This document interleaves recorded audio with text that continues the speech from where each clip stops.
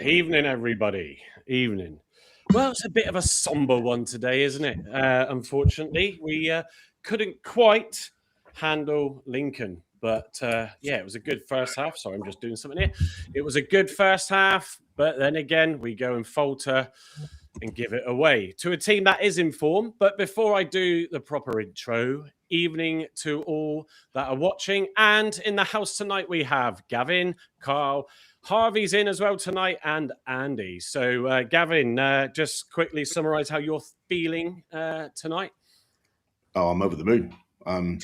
Ploughed all my money back into Hypnos earlier, and the shares have gone through the roof. So I'm buzzing. Do I need should I have my umbrella out? If you want. I think wetsuits would be more appropriate tonight. It's not bedwetting anymore. It's whether there's a shallow end or a deep end. That's what you need to understand. Who's in which camp? This is why I always say to the guys, I stay off looking at that and getting involved because it's just not worth it. It's tough. It was a difficult one, Carl, wasn't it? How are you feeling, though? Mentally drained. I haven't slept a lot the last 36 hours. I've only slept 3 hours before the game. And yeah, the game wasn't... I mean, the first half, don't get me wrong, was great, wasn't it?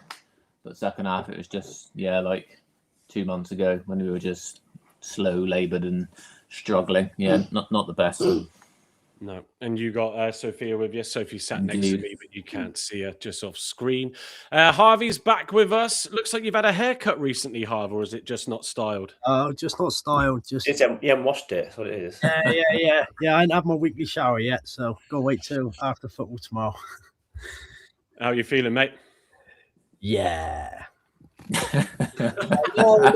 No, you know what? I think that coming into the game, I think we all sort of knew, didn't we? We all had that little bit in behind us that we didn't want to believe. But just overall a bit disappointed by the full-time result.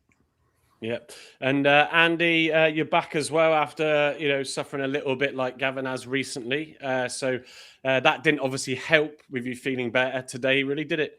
No, it didn't help at all, mate. I thought we started really well, but just fizzled out as soon as Pepper went off. I just think season over now for us. We just got to focus for next season now.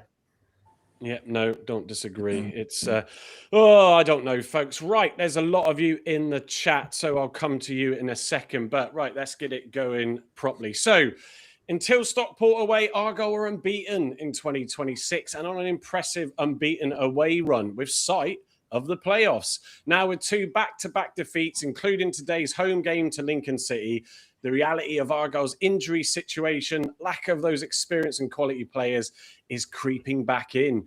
With 7 players out injured today and in recent games, influential Joe Rules, leading goal scorer Lawrence Halai, Connor Hazard, and in the Stockport game, Galloway, Argyle have struggled to finish games off. We have started bright in these last 3 games for the first 45 minutes, but something then changes. And the second half, we just seem to lose our discipline and shape, allowing opposition teams to take advantage. Stockport, you could argue Watts for his halftime substitution for ill discipline, and certainly Pebble today, who was causing Lincoln's defence all sorts of issues, tipped the balance in those games. But there are still 10 other players in that first half then who seem to look lost at sea come the second, and switching off to teams who are in good form will punish you. Hammond, well, wasn't his best game today, was it? We've been fans of him, but his distribution's been off today and in the game before, and certainly at fault for 1, if not 2, of the goals, and giving Lincoln that 3-1 lead all but killed Argyle off. In the last 4 games, we conceded 10 goals since Hazard's injury and missing other key players. The playoffs are now truly, are they, out of sight? And as cleverly said in his post-match, he needs to find the reasons behind these second half performance drops. Oh, I'm going to come in order. So, Gavin, just summarise up then the overall game before we start getting into player details and stuff as we always do. And, folks, I do have the goals and the post-match interviews, unfortunately, for you. Bright start, which is, standard. Played 4-4-2. They played 4-2-3-1. They're a very big physical side that like to play quite directly, as you probably imagine. I think their smallest player seemed like he'd be about 6 foot. You can tell it's a big side when Sonny Bradley doesn't tower over everybody. And I thought we handled the early play well. Our press was good and strong. Apple held the ball up really well.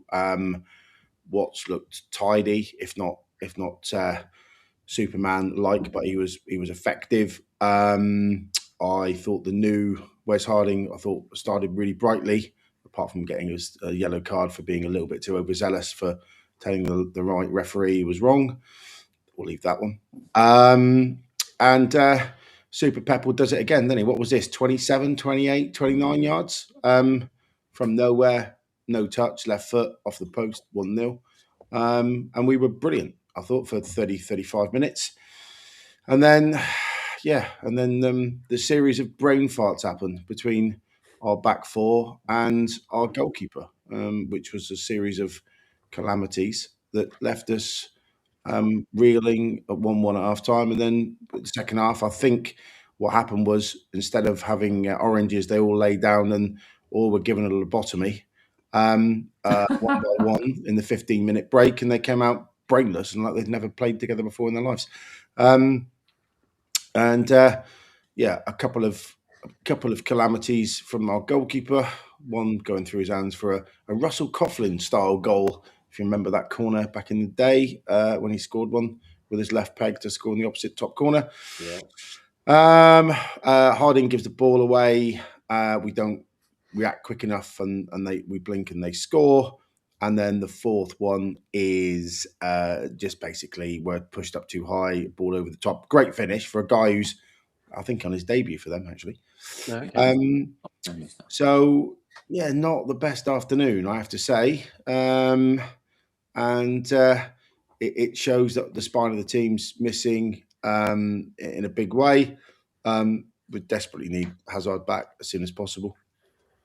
I won't go any further on that one at the minute. And I thought, we needed the highlight of my day was seeing Herbie Kane do his best Jamie Tart impression on the famous "Give me the ball, I want the ball" running across the line, and then they score out wide by it was can't remember the guy's name on Ted Lasso, but he never got the ball. He was like screaming for the ball every time he was on the pitch.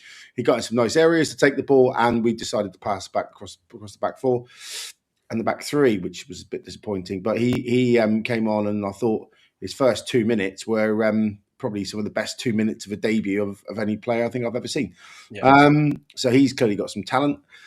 But yeah, it's a bit down in the dumps, really. I'm not bedwetting too hard because we've got some big players coming back, and our running looks quite a lot easier than we've had in the last 3 or 4 weeks. But not a memorable day, I would suggest. No, well, thanks for that, Gavin. I know a lot of this is going to sound repeatable, so I'm just conscious. I'm going to come to Harvey specifically in a minute on Hammond, but Carl, much else you want to add to that from Gavin? Obviously, we had debuts from Wes Harding today, and obviously, as Gavin said, we saw Herbie come on in the second half, and there was that one little spell link up with Amici, and I think it was Sukes that got us all a little bit excited, and then it did fizzle out. But yeah, go on. What are your thoughts to add to Gavin's? Yeah, not too similar, really. I think we can all agree. Maybe going into the game, I thought, off recent form, we'll give them a game. Obviously, the first half at Stockport, we were really good, but Stockport came into that game and we kind of finished us off. We didn't really have an answer, so I thought going into that again, another strong first half showing, like we have done for several weeks now. We seem to perform really well in the first half. I thought everyone, to a man, probably played well enough in the first half. Watts and Pepple played well together. I thought Pepple's, before he went off with his injury, was excellent. His goal, again, similar to the Luton goal from 25 yards out. Always makes it look better when it comes off the post as well. But yeah, it's just a shame that he had to go off, and we didn't really recover from that, to be honest. I think Aseni struggled when he came on. He didn't look fit enough. He just looked, 10, 20 yards off the pace, and Watts wasn't really pressing or showing any intensity either, and so he didn't really get any support. So he was kind of like on his own up there, which didn't really work, and that played into Lincoln's hands and especially Sonny Bradley's hands. So yeah, we never really got going, and obviously they get the equaliser before half time, which then we go in a bit down in the dumps into the into the break, and we never really got going into the second half either. They pushed us. Again, we saw lots of passing back, lots of sideways passing like we saw a couple of months ago. We just didn't seem to have an answer. Everyone was backing off. We weren't pressing up high. The changes for me came maybe a little bit too late. Thought Herbie Kane's cameo was decent. But like Gavin said, he was in space quite a few times. I think Harding was guilty a couple of times not passing to him. And he was literally there in acres of space and give me the ball. And he goes back, and it's just like, annoying. So yeah, I think Herbie Kane is probably going to be a solid signing for us at this level. You can see he's got quality. You can see he smokes a lot of cigarettes, and he's a little bit overweight, but that's fine. He's got enough quality to overcome that.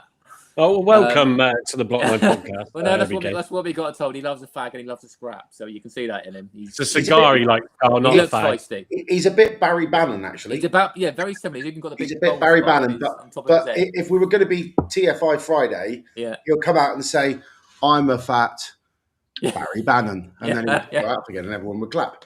He's even got a bald patch, hasn't he? Yeah. He's Barry. I mean, I saw his head all day because I was up above, but he's Barry Bannon. And then, obviously, I was glad to see Patterson get some minutes, but again, he barely got into the game. Had many touches, did he? Which was a shame. And they took the game to us and finished us off. And we didn't really, even the last 10 minutes, I thought, if we grab one now, we might get back into it. And that fourth just killed us off. And like Gavin said, we were pressing up high. Nobody was at fault for the fourth goal. We just couldn't get back and to defend it. No, well, what I'm going to do, instead of just going straight to everybody and a little bit of wanting it not to be rinse and repeat, I'm just going to read some comments, and then Harvey will play your video, like you said at the end, and then get your thoughts. But evening, everybody. Welcome to the show. Michael Hawks earlier saying, evening all, bad day at the office today, for both of us, as they lost, Reading lost 3-2. Brian from Boston, Massachusetts says, evening all, better days ahead. I got a little video to share of him and of Brian and a few of the others watching the game today from over the pond. Just a Jana evening, he says, don't care what statisticians say with credit, but today is Hammond's fifth own goal, including friendlies. Enough is enough. He touched and influenced their third, and it went in. Give Baker a chance. Kami Tarasaki says, hello, everyone. What can be said about Hammond? We all knew the transfer window should have been a goalkeeper and another striker bought, and now it's too late. Also, just as Janice said, but shame on the ones who booed him. I've never been a fan of own goal hamster, but will never boo a member of the team. It's good that just be disappointed and hope for improvement. Yeah, I didn't think that was necessary. Nikki also says good evening and a full house. Brian, just January, I agree. We have to try something new. Alex at Argyle is in as well, and paired with the channel. Well done, Argyle. Whoop, whoop, whoop. Evening all, and Harvey. Graham Burns says, I couldn't watch after their second went in. Felt like a carbon copy of Stockport. And also other games where we've just seemed to have switched off. Matt's in Argo 83 saying evening. Who else we got in? Maya Channel 2024 says hi, Harvey. Also as paired on the YouTube, so thank you for that. Baz in the Cloud says evening. Agree. Really sad to hear the boo. Shocking behaviour. How's that giving confidence to him? Paul F2V8Y says Lincoln would struggle if they went up in the championship, but you would take it. VW Coco says good evening to you. Stevie Vaughan as well says good evening, guys. Sitting on the naughty step. He also it was further down, actually I'll come to it in a minute. VW Coco says poor booing for Ashley B. Hammond as well. He agrees. Let me read out some other ones. Heather as well is in the chat, who brings us the Argyle women's updates every Thursday. Good evening, gents, and Carl watching from Barry Island. What we got, Terry Alford's in as well. We need a keeper. Ours was crap today. That's pretty much much summary nailed on the head. Playoffs, crying emoji from Argo83. Who else have I seen come in? Sam, who's also retweeted on X, says, evening everyone, can't wait for this season to end already. So frustrating at times, especially at Home Park. And Debbie Firthson as well. Good evening all. Sorry, running late. Here now, hope everybody is well. Mr. Magoo says, losing BIM changed the game, didn't it? Just for the worst. Sadly, second half was a shambles. On to the next one, and hope it will get better. Come on, you Greens. I'm going to still read out a few more. Bear with me. Matt Montgomery, unfortunately for me, the pressing game can only be maintained for 30 minutes, then melts away like an ice cube in the Sahara. Yes, we have a major injuries to answer TC's timing and subs poorly. And let me just check what else we got. Lincoln has scored 18 goals from set pieces, more than any other team in League One. And boy, are they physical with it as well. What else have we got in here? Let me read another one. Mark says, evidence was there in the first half with the pockets of space the Imps were finding in the first half, so it proved second half. Absolutely dismal lack of everything after the break. The Dwarfs and several uninterested players are on the pitch today. Regardless of Luke Ashby-Hammond, we were physically beaten. This is a mess, and I can't see this changing with all of those reoccurring injuries. The fight is on. There's a lot of you and a lot of comments, so I try and read as many as I can, but I'm going to move to Harvey, but I'm going to go to his video, and then no doubt he's probably still feeling the same. Come on. Right then, it's last full time. Argyle 1, Lincoln City 4, and they ran away with that second half. Big mistake by Ashby-Hammond with the corner, sort of killed the momentum and gave them the third goal. We just didn't really turn up. It's a party in that away end, you can hear them chanting probably through the video. Empty seats by the 80th minute. It felt like old Argyle. I think the most exciting thing about that second half was the amount of seagulls that flew around the Denport end and gave us a little bit of joy because the football was appalling. But we move on. Dust our sorrows. It's one of them where you've got to respect that they're having a great season and where they are in the league depicts their performances and they're picking up points away from home and they're pulling apart sides. But to go 1-0 up to them and get nothing out of the game and to lose convincingly is disappointing and is poor. But we move on now to Blackpool away. I'm pretty sure someone said near me that it's 16th versus 17th. We need to pick up points. While Gavin was still checking out the bedwetting on X, as Harvey's longest video we've had, actually, that went on for over a minute, more than you usually do. But yeah, you can hear that in your voice. I think everybody felt that deflated afterwards. Pick up on, let's pick up on Ashby-Hammond. We were talking in the lobby about it. We've been big advocates of sort of trying to bring him into the game because his distribution, when we've had our strongest starting 11, I will note, his distribution can be very effective. He has conceded, obviously, those 10 goals in those 4 games. It's no coincidence. And to balance it, I've said that, with obviously losing some key players, the defence, and when they have, in the midfield defence side of things has been poor, and we've not helped the situation for Hammond either.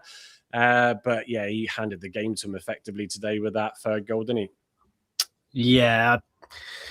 I feel let down by him, if I'm being truly honest. I'd say I was quite a big advocate to bring him into the squad. I think I was voicing it most weeks more than I didn't come towards the start of his running that he's had, that he's probably going to be a bit better option than Hazard.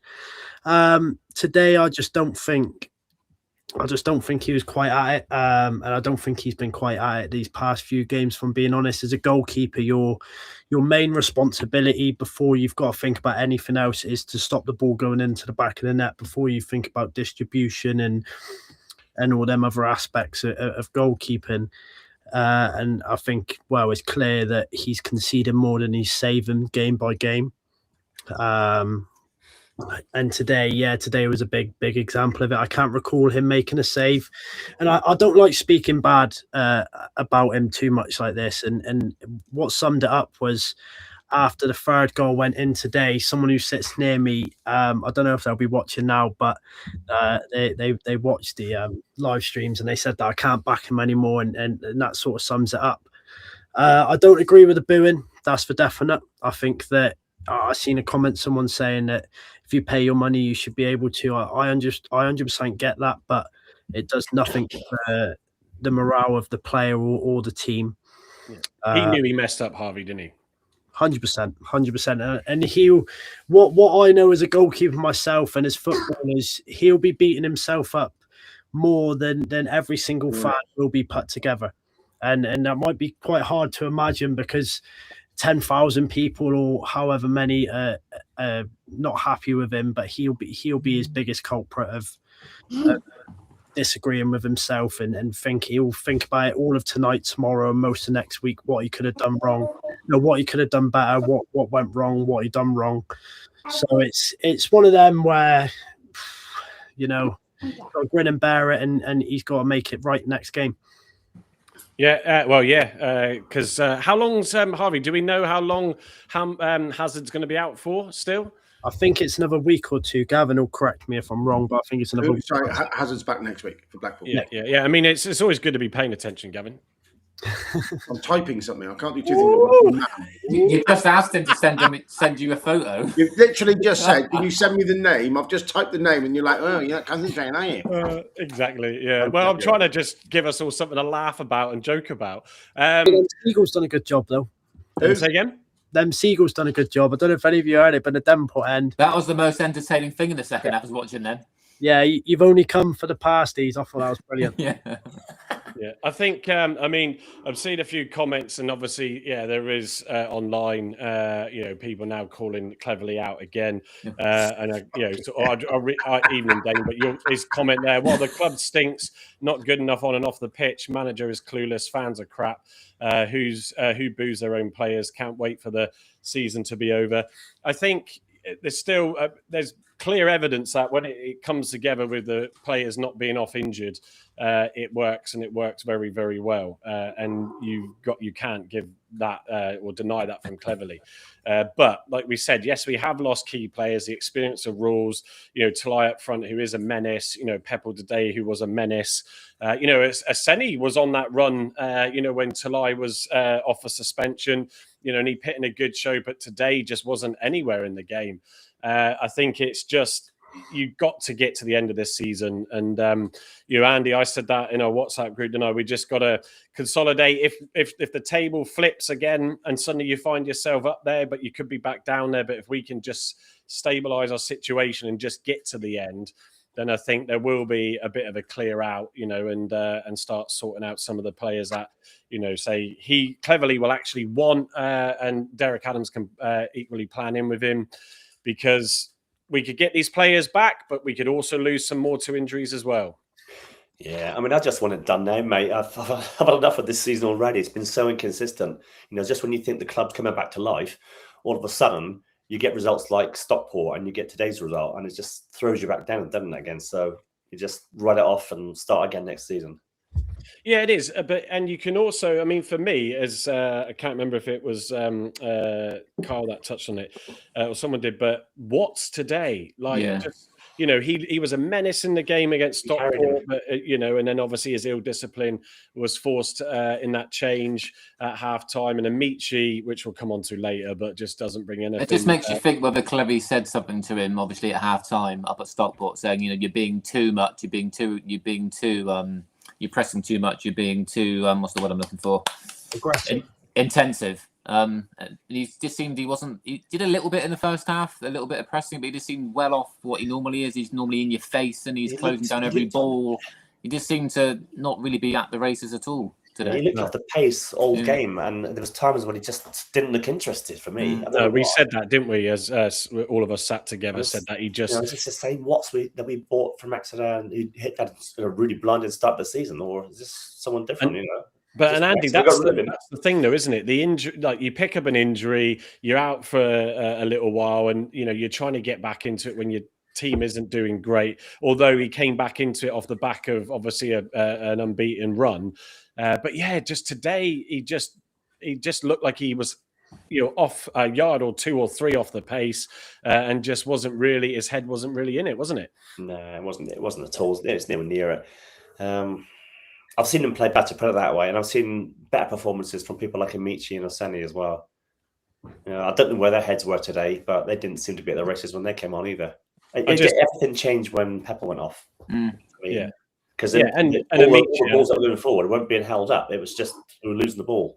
Yeah, and Amici, Andy, he wants to try and take on all 11 players, including the keeper, and try and put it in the back of the net and waste an opportunity. He does the odd good pass and the flick on ball and stuff like that, but it just too many times tries to do all the tricks and then gets caught on the ball and then you lose all potential in the game then. Yeah, it's just got to keep it simple. Keep it on the ground, pass the ball around like we were doing in parts of the second half.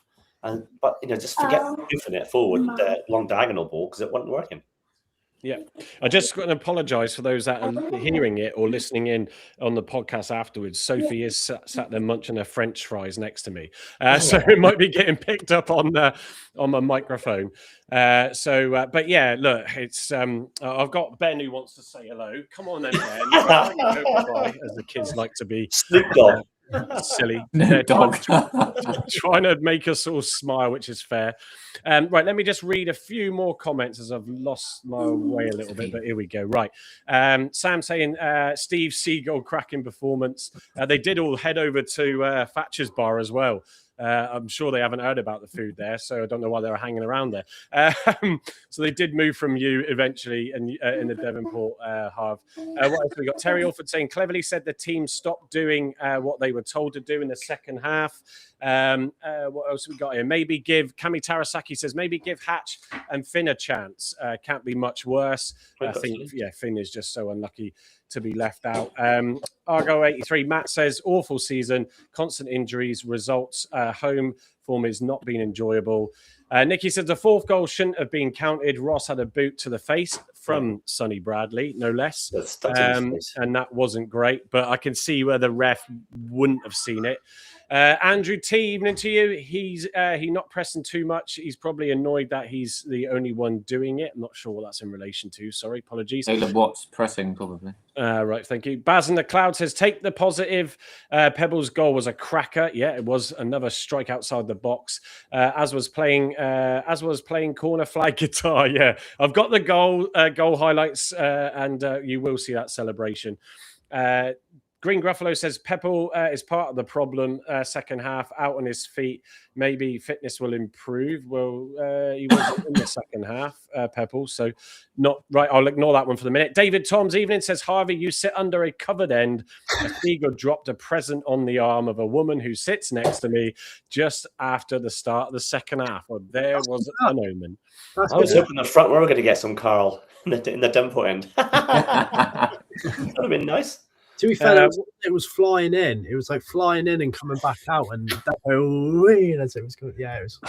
It was good laugh. Matt Montgomery saying, stop blaming injuries for everything. All right, sorry. Our coaching team appears ineffective in making tactical changes to try and shift momentum. Could have switched Curtis to his favoured right wing, drop Watts back left.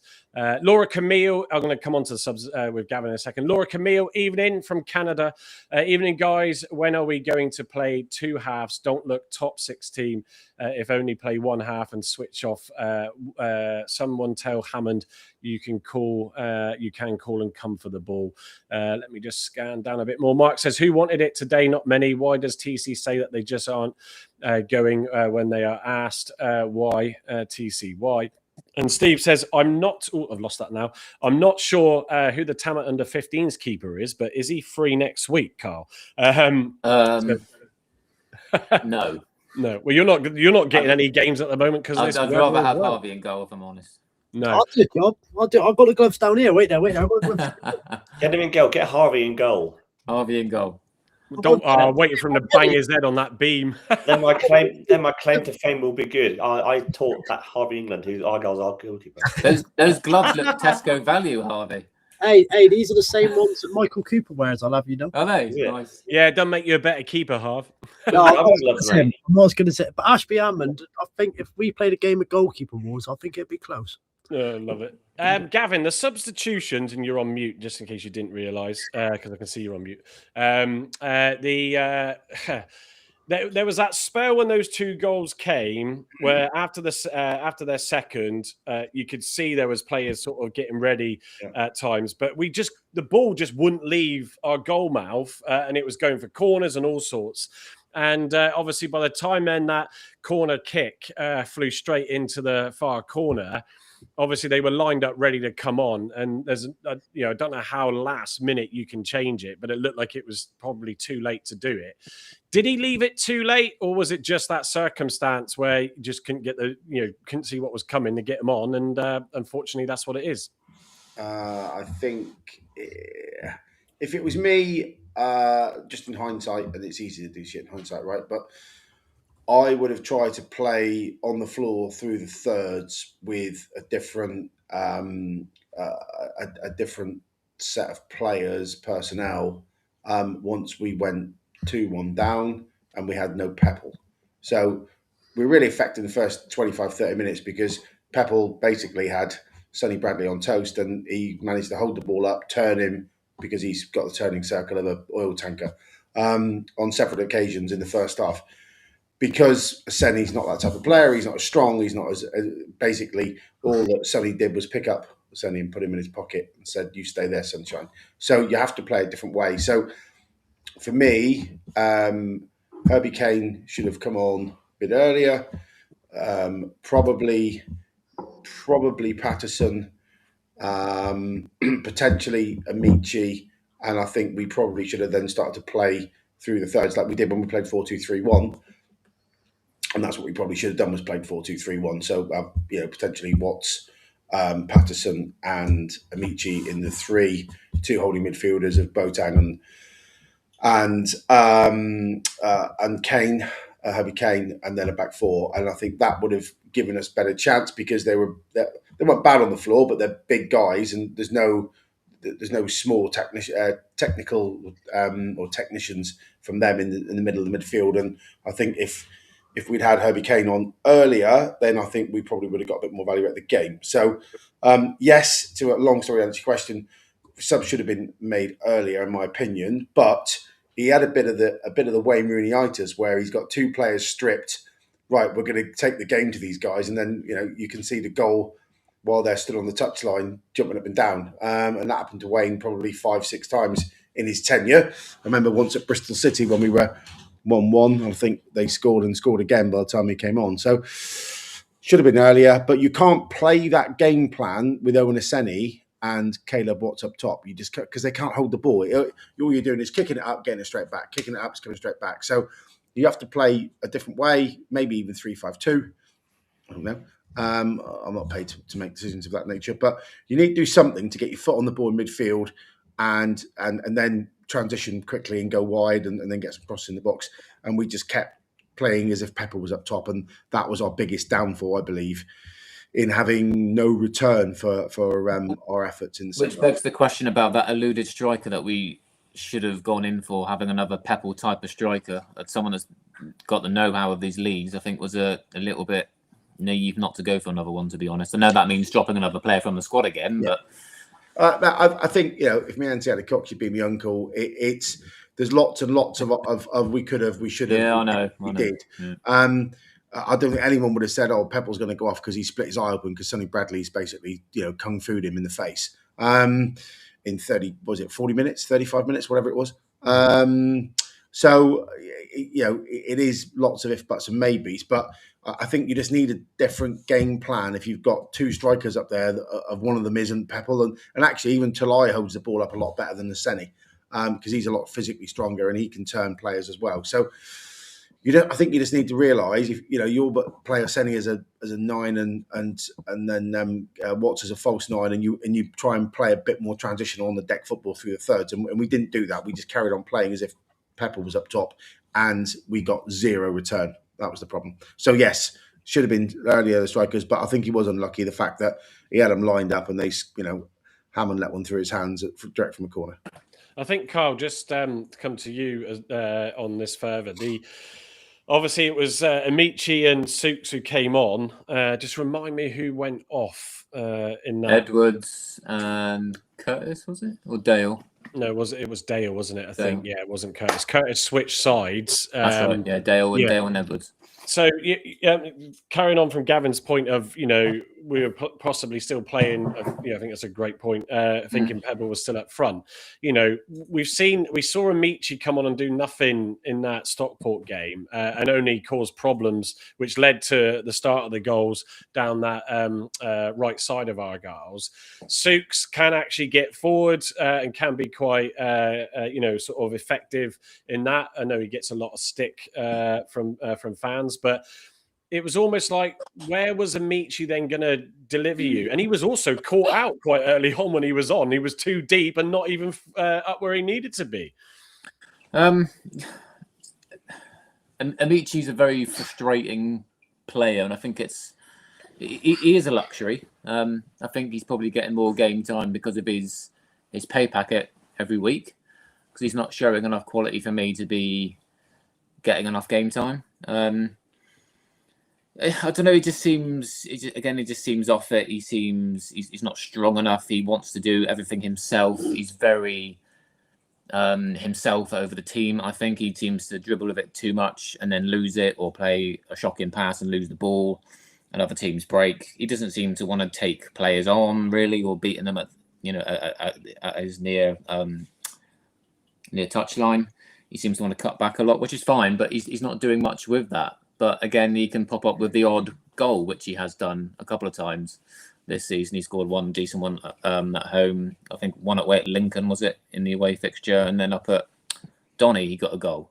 So he can get goals out of nowhere. But I just think his overall play at the minute, it's not warranting minutes. And that's why I think Tegan thing is really hard done by at the moment. I think every time we've seen him, 90% of the time, he's very positive. He's young, he's eager. He wants the ball. He's not scared. He will take on players. He will get balls in the box quickly.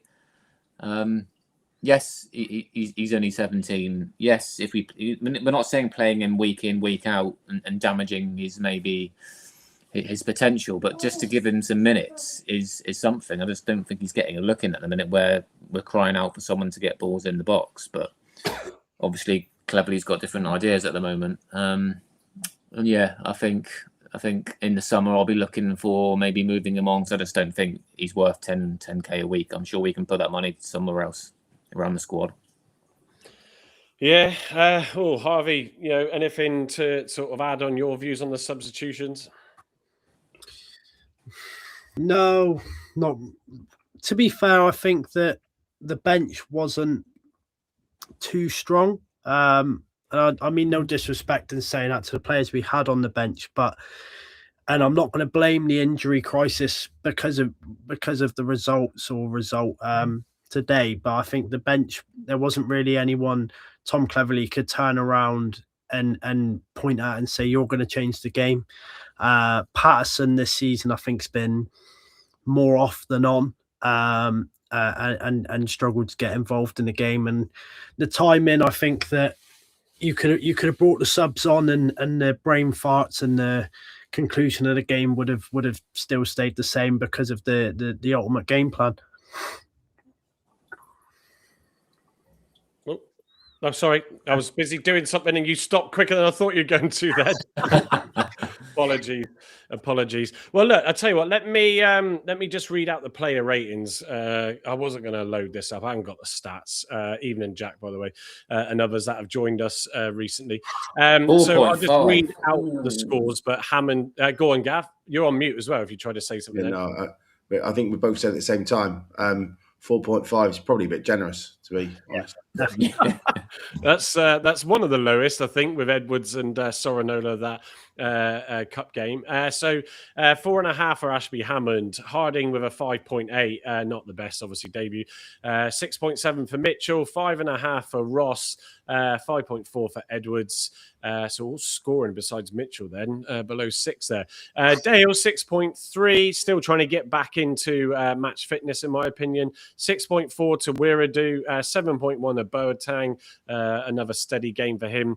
5.8 for Curtis, who we talked about when he, his first couple of games has been so impactful. I think today, besides one cross, again, which am I being unfair to say, the slow Amici just couldn't get to the back post to smash away. He wasn't really in the game. Watts was 6.6, higher than I would have given him, and Peppel with 7.1, who also got man of the match for only then playing the 40-odd minutes. Just to show you, Nicky, I cut out your son on this because I didn't have time to ask you, but there is Peppel's eye, and that's the reason why he couldn't carry on. So it wasn't because of concussion. Obviously, his left eye swelled up. But if I'm being honest with you, we probably would have still been better if he'd have played with one eye. Yeah. But yeah, that looks quite painful. Right, time to do it. Let's run the goal highlights reel and suffer this again.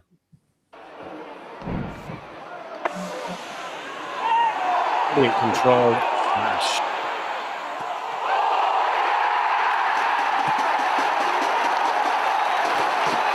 There we go, guitar solo.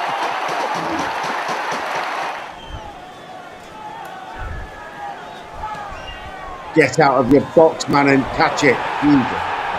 So let me just, I don't know if it'll do a replay. If not, I'll roll it back. It's coming. So he was causing Boateng big problems. Right, let me just roll it back. So it's hard to say on the pause, but literally to the left of the goal there, it's Boateng in his 34 in front of, or just be alongside Hammond maybe. But he was just shoving in each other, and I just felt then in this seat like, oh, this ain't going to end well. But Boateng doesn't even jump. No. Well, no, I'm really funny. If that ball lands in your 6-yard box in the corner and your keeper's behind your own goal line, you've got a problem. Even if he comes out and gets clattered on the way out, he has to do something better. So I agree. This is the missed pass. So the first goal for them, for me, also came from an unforced error where Watt in the build-up, Watts just put a straight pass straight to one of Lincoln's players that got them forward and then resulted in the corner and the goal. This is another example, sadly, where unforced error with Harding giving the ball straight to a Lincoln. You never recover from this. Never. But we just didn't deal with it at all, did we? No. Statues in the middle, like 5.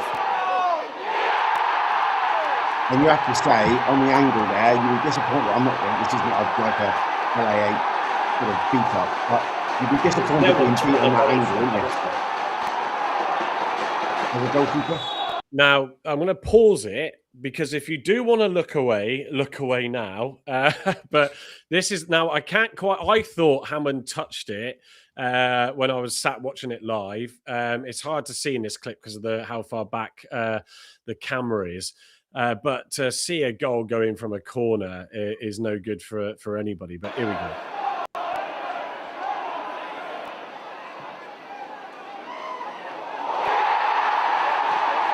And it wasn't even raining at that point. Yeah, you can't even blame slippery gloves on that one. No. They did for their first goal. They had it when that rain was pelting it down as well. So hot jump runs. Here we go. So there's right there. Sonny Bradley there steps on Ross. As the play goes on. Ping pong.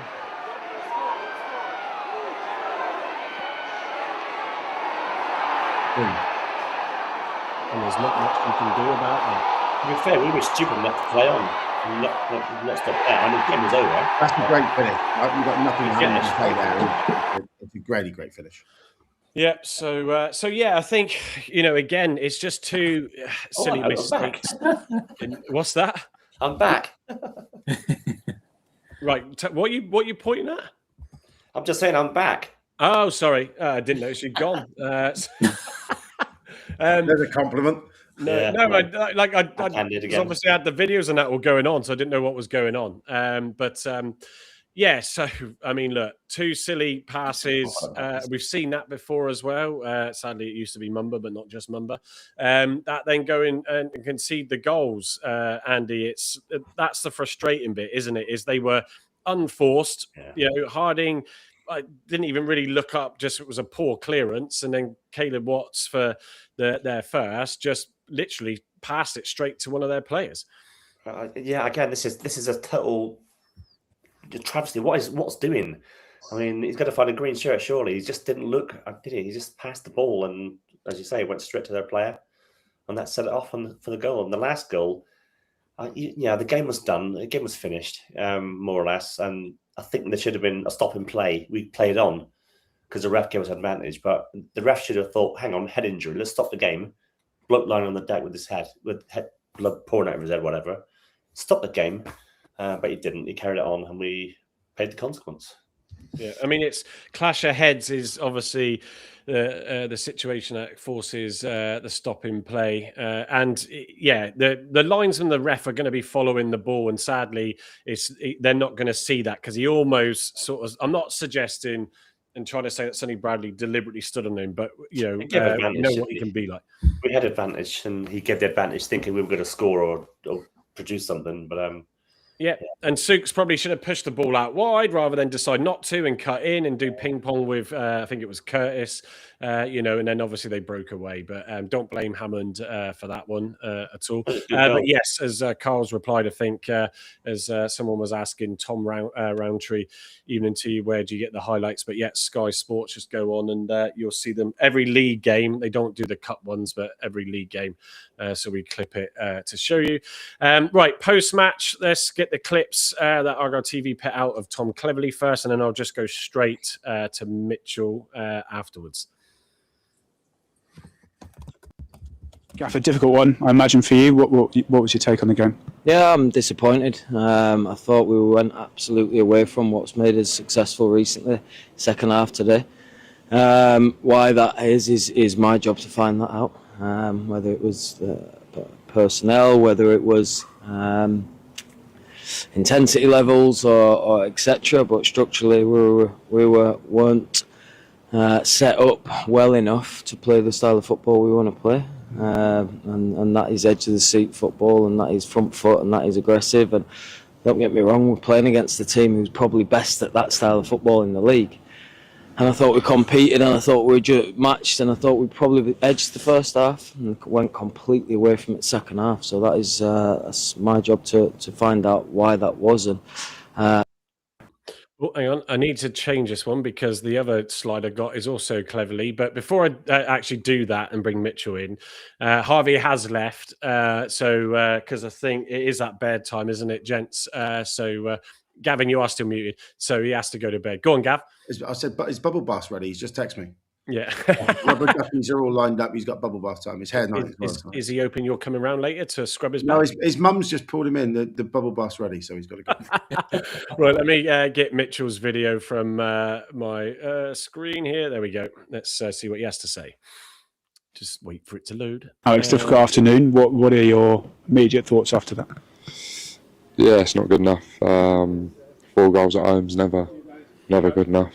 We go 1-0 up and then they score a set piece, which a couple of boys should take the blame, including myself. And then we just crumble, really, and that's the players. That's us 11 on the pitch. We let them do what Lincoln are so good at, and they're very effective. And we need to eradicate that because it's killing us at the moment. We had over the last 2 months we've been brilliant, and then we lose at Stockport, and you've got to stop the rot. You've got to win this game. We go 1-0 up. And then, we just sink and just... Oh, there we go. You know what I like? He always takes accountability, doesn't he? Every time. He always puts his performance above the team's. Yeah, because he knows that he knows that they can do better than that. I mean, Mark, just read Mark's comment out. Why doesn't this is in relation to TC? Why doesn't he know? It's because unfortunately he is still not a coach for us and has a lot to learn. Like I said, I think apparently Mark, he doesn't need any education. Doesn't need apparently what? What did you say, Andy? Sorry? I was saying to Mark that he doesn't need any education, doesn't need any thought control. Yeah. Right, yeah, okay, I'm with you now. Matty says, felt Lincoln won every challenge and laid a trap waiting for us to give the ball away. That's one way of looking at it. Andrew T says, the pass out is playing from a right-footed player at left back, not a left-footed player. Clips that and turns the defence. Yeah, so is that the case that he was then, Harding, played in the wrong position? Because I think, Carl, you put him right centre, didn't you? Gavin, I just think it makes sense playing a player in his natural position. Yes, he can play across the back four, but we've done this enough times this season. We're playing. Who was going to play left back then? Huh?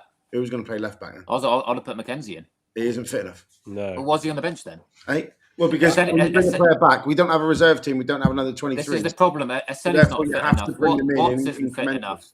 Patterson isn't fit enough. We've got so many players that aren't fit enough that at some point they need to be used to get fit. No, I understand what you're saying, but you can't just chuck a player in for 90 minutes. I didn't say 90 minutes. I said he should have started the game and maybe brought him off in 60 minutes. I didn't say 90 minutes. I just thought he should have started Harding in his natural position. If he was good enough, if he was fit enough to play to start the game, I think he would have started because he's a left-sided defender.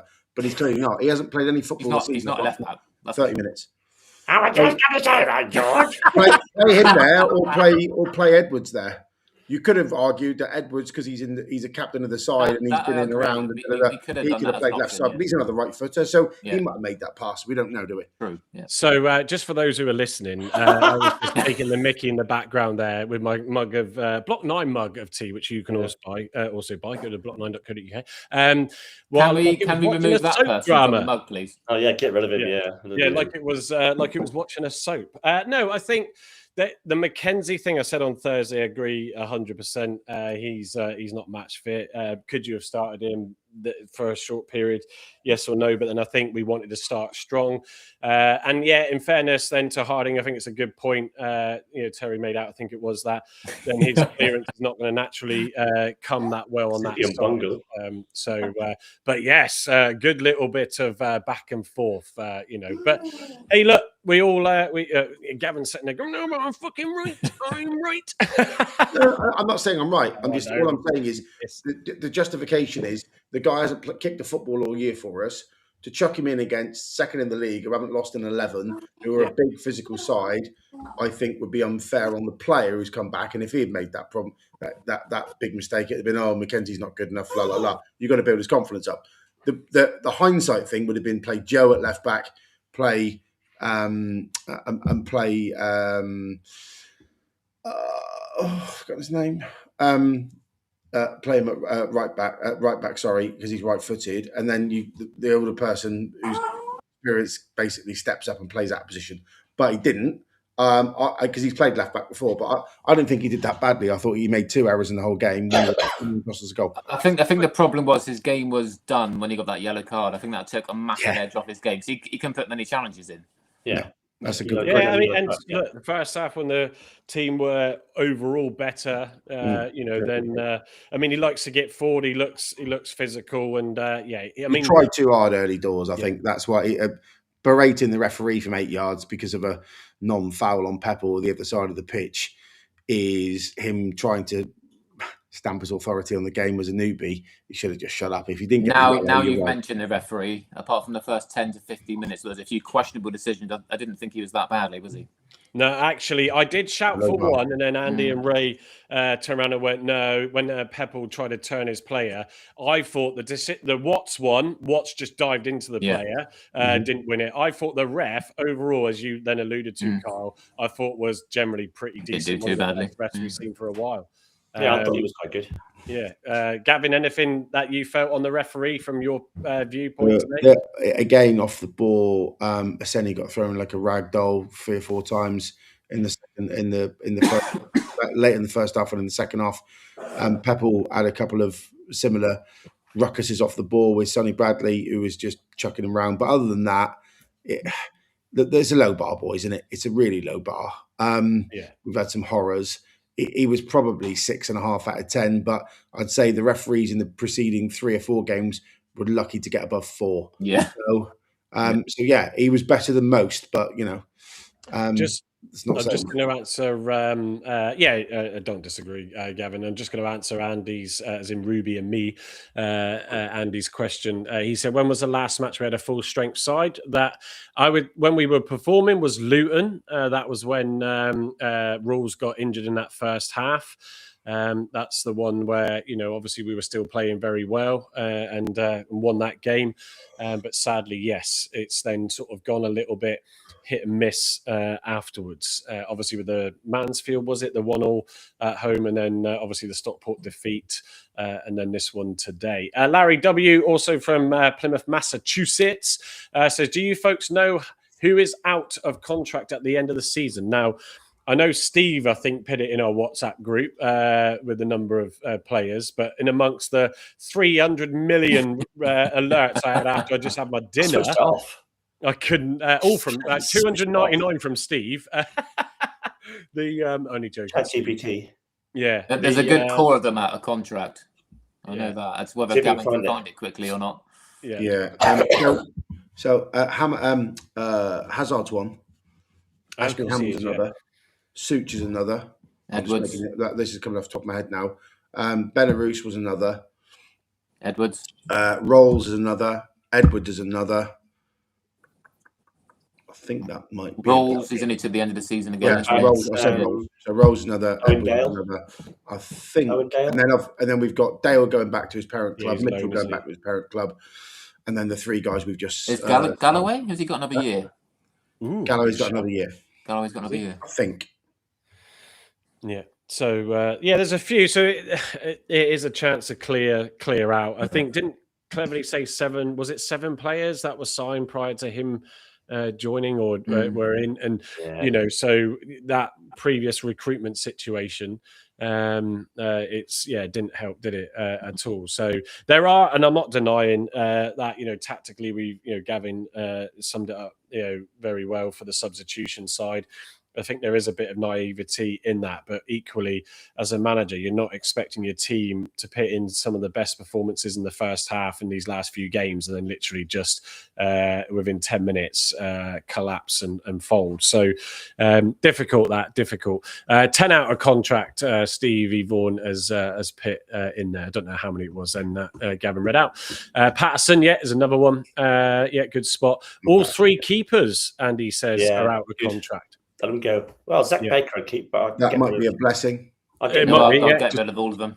Be careful what you wish for. He's been kept on for years now, and they just don't seem to want to use him, do they? So just he's early 20s now. Clearly, he's not good enough, or not seen to be wanting to push him forward to the first team. So cut your losses. So I've got the list: Ashby Hammond, Hazard, Baker, Edwards, Sorinola, Such, Galloway is there, Rowles, Belarus, Patterson. And then we've got loans going back of Mitchell, Dale, Kane and Harding. And now out of them, how many do you re-sign? I would re-sign Saranola if we're in League One. Such if we're in League One, although I don't think he'll be staying. I don't think he's that happy. Galloway definitely in either way, League One or League One. Yeah. Rolls definitely. I'd offer him an extension. And then I would offer Mitchell a contract tomorrow. I haven't seen enough of the 2 other guys yet, but I think from what I've seen them, I'll offer them both a contract. Kane and Harding. Just to answer Ben Bennett's question there, mate. Do we think Hammond's good enough, or is Hazard better? I think Hazard is better because in the last 4 games, Hammond's conceded 10 goals. In Hazard's previous 4 games, conceded 1. So do the maths. Yeah, but and it's not. I mean, I've been wanting to see a bit more of Hammond because of his distribution, but I brought it back, balance that point, if you could call it that, earlier on, in the sense of that's when we had those our strong side, and naturally, then when you are leading from the front, high pressing, and you've got an experienced player like Rawls in midfield, you do keep a lot of the chances out, and I think when you think about it, and I could be wrong here because my memory is not always the best. I don't think opposition teams had too many chances against us that the keepers have had to pull off. They've had the odd couple of good saves, but it just goes to show then when you're not playing right, and the balls then just keep coming in, it's going to end up in goals. And, you know, sort of Gavin said this in the lobby with me before we went live, and it was like we've just played 3 really good teams in form. And if you've looked at our performances at home or even away, I've said many a time on here or even the watch along or even at the ground, like if teams could finish, like we would be more goals behind. You know, if we could finish, we would have buried games. But when teams do finish, we do then seem to struggle because give them a sniff. And in reality, I think that was the second chance that Lincoln had in the first half. One very early on with the ball into the box. I don't think Hammond had to pull off a save though. And then obviously one right at the end of the half, and they get the goal from it. So and they were clinical today, weren't they? Let's be candid, Gav. And they were absolutely clinical today. That's what they've done all season, mate. They haven't made 20 chances and scored 1. They've made 2 or 3 and scored 2 or 3. They're the most effective side I have seen at home park all year. Yeah, and 18 goals have come from set pieces, as Steve said earlier on the show. And they're very much like Derby were, who went up last year, or 2 years ago? Who went up 2 years ago, sorry. Very much like the Derby team that went up 2 years ago. Really, really big, really physical, really effective. Yeah, and I think, actually, Gavin, I think, you know, sort of thinking about the game as I left and how effective they were and how physical they were with those set pieces, it just goes to prove in this league it isn't about pretty football. And actually, if you can just set yourself up, one thing we've lacked so much, and the balls into the box have improved since Curtis came in, and ironically then has improved it from Sorinola. But we still don't have that height or physicality, really, do we, in those set pieces? So, you know, we get some, you know, Galloway got a couple of goals, but yeah, we've struggled there. Whereas clearly, if you set yourself up for it... it's a bit like under Muzic, wasn't it? We didn't play pretty. We defended well, and Pep was the only target man we got at the club at the minute, and he played really well, and that's why we were so good in the first sort of 15-20 minutes of the game, because everything was going to Pep, like everything was sticking. We looked dangerous, you know, and we scored from it, you know. And as soon as he went off, it just went like sandcastles at hand tide, high tide. Yeah, we'll see what we're going to use it. Get it right. I know. I'm going to get it right, Gav. I haven't got that fluency like you. They're a good side. They're a really good, effective side. They're going to go up.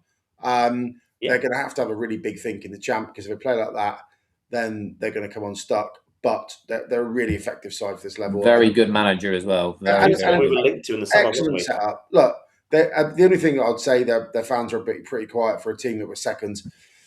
That came down in, what was it, 8? How many did they take down? 1,000, was it? 1,500, something like that? They weren't all that effective. But, you know, it is what it is. But they're a good seed, and I wish them all the best rest of the season, because I didn't leave that thinking, oh, horrible bastards, they kicked us up and down and spoilt for time and la. They were a very effective team, and you have to sort of doff your hat in their general direction and say, we were beat up. If it was us, then we'd be praising that, wouldn't we? But it wasn't us. We got battered. You're right. No, and I think, and obviously Skubala was, who's their manager, was one of those, Kyle, that you always brought up in conversations when we were out hunting. But again, you know, if you can't get the players to play your style, and that's where, you know, you got to give Cleverly some, rope to sort of, because he hadn't had, like I said, 7 of those players weren't his. Then if Skubala came in that setup, he wouldn't be able to play that way, because we wouldn't be effective either. He might be better tactically, but I still think he would have run into trouble with the personnel. Definitely. This season's been poor because we've had such a large contingent of our key players injured, right? And I know, that's an excuse, and season running. When you're having to turf out some of the players we've turfed out week in, week out, and you've got the quality, sitting in the physio bench, it's challenging. Which is why I'm quite confident for probably after Blackpool, you get everyone back, and you've got what will be starters now, probably not even getting a peg on a Saturday in the changing room. That's what I think when we'll see, because everyone will be pushing hard for a place. And we had this with Miron when everyone was fit. We had our form was like 8th or 10th in the division in the champ, with a team of ragtags really, but because they were all fit at the same time, played the same way, and all pushed each other at training every day, we were a much better team. So I think we'll be fine the rest of the season. Today was a step too far. Yep, I'm just going to read out the table, or just give you a summary of the table, I should say. So Cardiff won today as well, so they still stay top, but Cardiff on 63 with Lincoln on 61. The last place for the playoffs is 6, isn't it? Yep, so that is 49 points.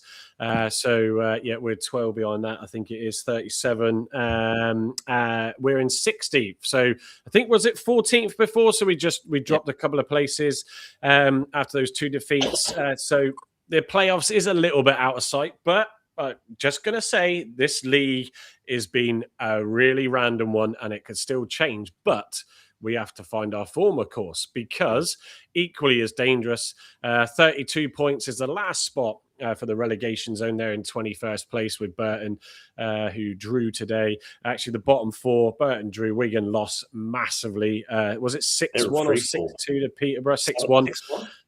So I don't know if he's been sacked yet or not, Ryan Lowe. Rotherham lost and Port Vale with a draw earlier on in the early kickoff today. So, yeah, Exeter did draw 0-0 as well to Mansfield. So neither of those teams, a bit like when we played them and obviously got a score draw, couldn't outdo the other. So they're on 38 and 39. So it is between that sort of, where is it? Sort of 40 points. It's only a couple of games and you jump a few places. But teams have got games in hand still, as we know. So we want to jump the right way there. Not ideal. Say again? We want to jump the right way. Yeah, well, that could, because if we don't sort out this issue with the second half, and like I said, players might come back. Rules are still a few weeks away.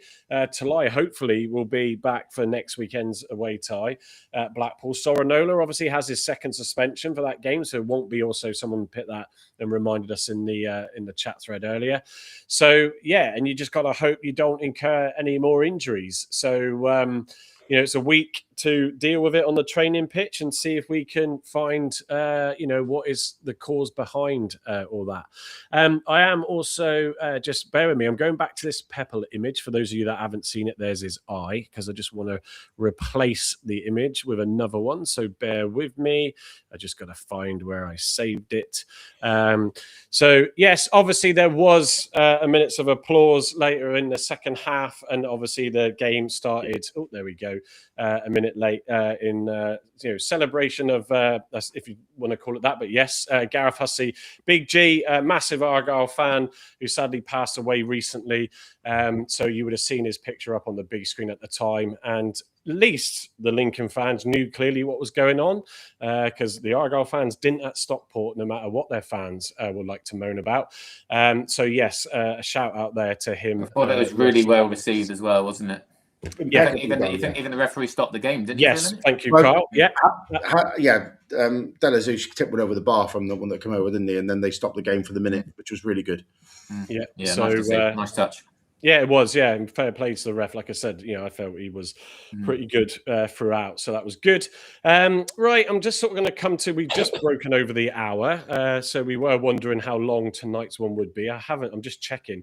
I do have one more video actually, because our American friends, there's many that watch, and a few of them are in our WhatsApp group, so you can join us in our WhatsApp Block 9 community. It is invite only. If you send us and DM either one of us on the chat, then we will happily look at bringing you in. Those of you that do contribute a lot to the chat and to the show, then we want to bring you in. We had that Discord, if you remember, but effectively, everybody's on WhatsApp 9 times out of 10, and it's much easier to chat. Although, like I said, you could go away for 5 minutes and come back with 3 million chats notifications. But one of the guys in there is we got Brian and Larry from Massachusetts, Boston, Massachusetts, and also Eric. I don't think Eric is in this clip, but Brian sent this to me earlier, so I'm going to play it. So here we go. Come on. Hey, Mike, it's Brian with Eric, Larry, Gene, Plymouth Argyle, USA. We're doing our little fun activity right here. Yes. Okay, look at this beautiful. We're at Eric's house. He's hosting. Thank you, Eric. Look how we have our little swag, our gear. But give us a big shout out. We're looking forward to being on the podcast. The team's ready. We're ready. Come on, you. And obviously, clearly, that was before we lost. before kickoff. So we will get the guys on as well soon, so we can have a bit of a chat with them over there. So Eric was in there. Sorry, I didn't. When I listened to it earlier, I didn't hear that. I'm not sure if it was left to right, but Brian, you could probably tell us, or Larry in the chat, who was who. But I just love how they all go all out when they're watching the games over there. If you were with us last Saturday, they were also at a local meetup. They do them in a lot of the states, where Argyle's got a good representation, and they get together. And Brian sent us a video when they were walking through. I think maybe, Brian, don't send me the video next Saturday, because that's twice now and we've lost both games. Yeah, don't do it. Don't do it. So Send but I love. us one where you're celebrating a win, not the one beforehand. Yeah. Yeah, that's it. There you go. Yeah, save it to a full-time decent result. It's obviously Super Bowl 160, whatever it is, tomorrow as well. So they'll be doing. They love to do all the jazz and razzmatazz, and you can see it there. I love that setup that they have. Great gig in the sky, apparently. It's what? Sorry. It's a great gig in the sky, apparently. I just can't. American football, just a constant stop-start. And also, what a brilliant win in the rugby today. I don't know if we've got any Welsh fans in the house tonight. What was the final score, Gavin, on that? I didn't watch it till the end, but it was a big number.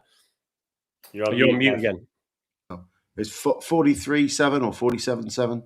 Yeah, I did see Wales get a try. Argo83 saying, I've got family in the States. When I go over there last few years, people will shout out Argyle if I have my shirt on. So they are about the American fans. Michael Hort saying they should do an American block 9.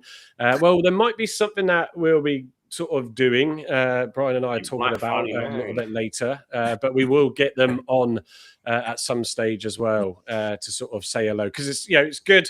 The far and wide breadth of the Argyle fan base. 48-7. Andy's confirmed the rugby score. Yeah. What else we got? Matt Montgomery says Lincoln are a club I have fond memories of visiting, with a moat effectively surrounding the ground. Okay, interesting tidbit there. What else we got? Graham saying poor buggers to the video from Brian. We got Mark saying excellent respect with regards to Gareth Hussey, and it was all around the ground. Sorry, Mark saying the problem there is the endless river of injuries that just keeps happening. Andy, over to you. What else have we got? Just checking the. Do we think TC makes it through to the 26-27 season? Yes. Not being a happy clapper, but yeah, they won't get rid unless we have a massive collapse for the end of the season. Touch wood that we don't. But I'm sure, actually, I'll just do this. Some people might want to throw him out of a helicopter. I have a door. Oh, you can't see it. Green screen, Mike. Green screen. Green well. screen. But for those that have seen my Merlin helicopter random door purchase, you could use that. Well, since you purchased that, we've lost both games. I mean, you should sell it. yeah. Well, I'll jump out of it. So final thoughts to wrap up, because clearly Brian's disconnected and Larry has in Boston, because none of them are coming back to confirm who was the left to right. Anyway, and Gavin, give us your final thoughts before we head into a week break for the next game. So, obviously disappointing today. Am I overly panicking? No. Am I having a yes? Am I going to piss the bed right wet through because I want TC to go and Simon's not, put enough money in the squad and the infrastructure is too strong and Derek runs the team and all the other crap has got no. We've got some really good players coming back, as they've just said, Bradley Himran being one of them next week. They've probably got 5 of the 7 back next week. And then Saranola's out for another week with suspension. And then Rolls, I think, will be the only one that will not be available for selection. Rolls Galloway. Although, actually, Galloway was in Diamond earlier, and he said that he'd be back in 1 to 2 weeks. So I think everyone's back within a week or 2. We've then got a really strong squad. It's then up to TC to put that squad together and get the best tune out of that team that he can. And I think we'll be fine from next week onwards. But it was one step too far today. I'm looking forward to some more positive weeks in the future where we can beat a few teams up, because I think we've played a lot of good teams the last few weeks. We've gone on a good run. We haven't become crap overnight. Today was an anomaly. Let's just hope that a certain 6'13" Northern Irishman who lives quite close to me doesn't step over any drains in the next few weeks in terms of luck, and stays fit for the remainder of the season. Yeah, fair enough. Carl, from you, please. Yeah, pretty much like what Gavin said. I think obviously we've got a lot of players returning in the next one or 2 weeks. Obviously we'll have Connor Hazard back for Blackpool. Hope to God Tolly's back for Blackpool. Just get back to basics, really. I think once Hazard comes back in goal, I think the defence will probably feel a bit more at ease. I'm still inclined to put Harding in his natural position at centre back. If that means dropping Ross, so be it, and starting Mackenzie. I'm still beating that drum for the minute. I just don't think Harding at left backs is going to work. But maybe that yellow card, probably in the back of my head, that's potentially why he had a poorer game.